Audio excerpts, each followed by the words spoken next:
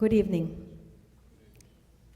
I'm Ruthy Benoliel, and today I stand before you as the co-president of WIZO USA, a volunteer of WIZO for 38 years, a community leader, and a proud Jew.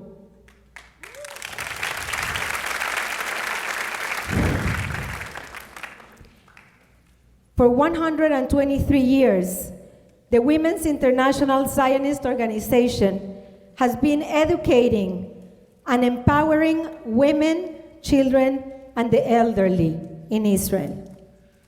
Today, more than ever, especially after this war, we place our trust in WIZO as a beacon of support for thousands of shattered lives. Let me share with you what WIZO has been doing this past month. People were moved from the north and from the south. We brought them into our youth villages, and we gave them everything that they needed.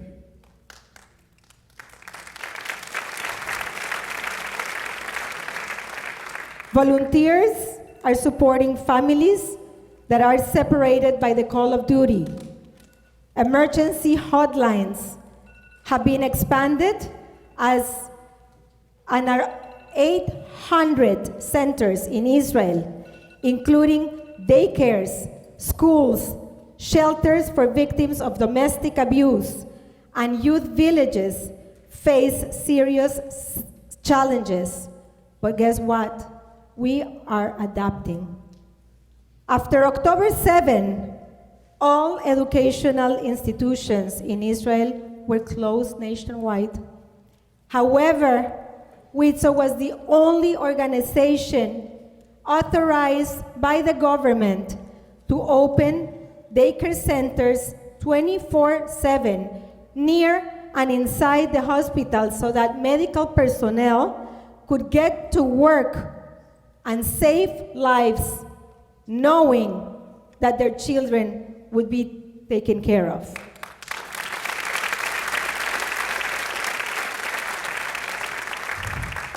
Unfortunately, WIZO has to reinforce bomb shelters, and we need to build more because there are not enough. There are not enough to include our children and staff when the sirens go off.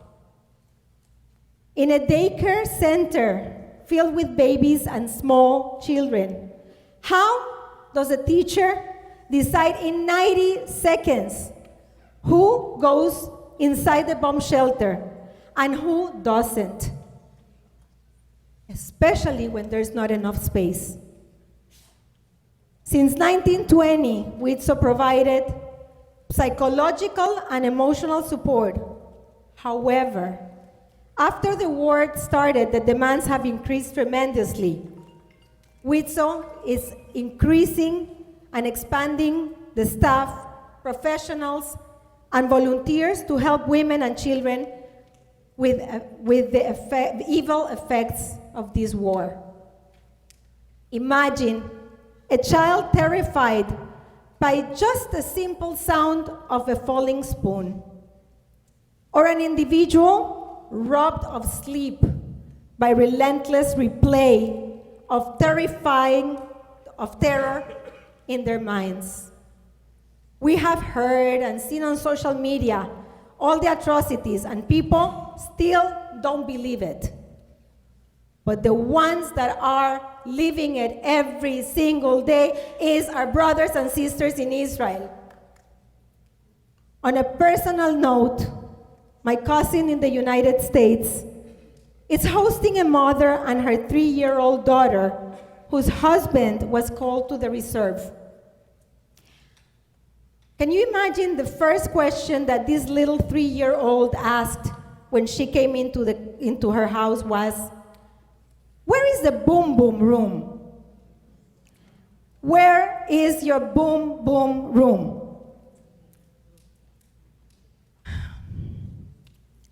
Why do our children have to live in fear like this?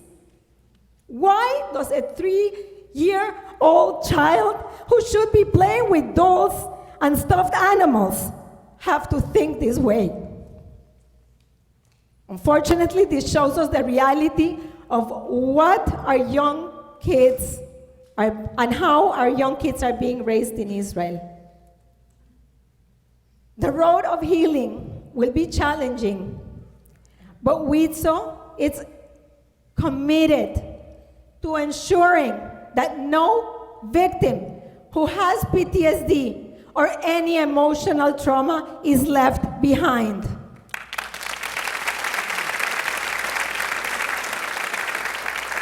In a few minutes, we will hear of our beautiful, brave friend Maya.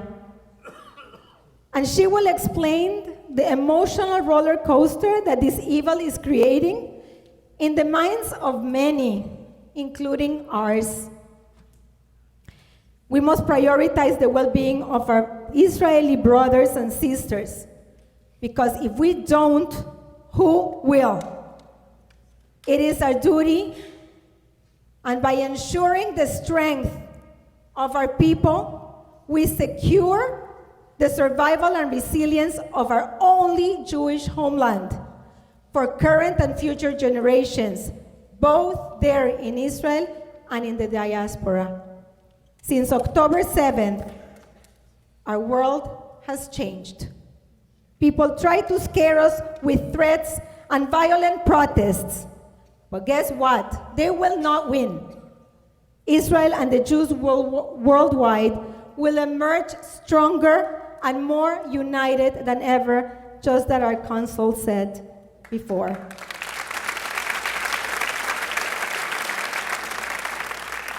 With the best army, our IDF, prayers, allies like the United States of America and others, and organizations like WIZO and hundreds more, we will rebuild and heal the wounds, and Israel shall prevail.